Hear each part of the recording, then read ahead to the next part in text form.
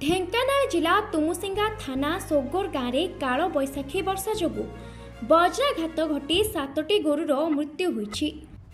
गाँवर धीरेन्द्र कांडी मार्केंड देउरी जटिया देउरी और त्रिलोचन बारिंक गोरुगुड़िक गाँ पाख पड़िया चढ़ुवा बेले वज्राघात होइथिला।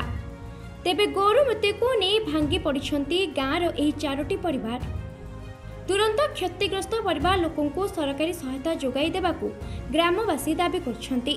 कौन गाई गुड़ा फिटेले मो बड़ लोग फिटेदेली बड़द हलटा को आसिले इे आसी ये चढ़क माइला जे आज्ञा कि बलदा मरला आ कौन कर मु चाष कर बलद देख बलद हलटा बलद बर हाँ आउथर कर बलदटा हाँ बर्तमान कौन कि करेंगे आज्ञा कौन करेंगे आपड़ टे साहय कौन कले मो बलद साथी की बलदटा आनिकी जहाँ जमी करेंगे आपन तारे प्रशासन की साहाय्य चाहते हाँ टे साहय मुझे चाहूँगी आप ब्यूरो रिपोर्ट जेबीआर समाचार।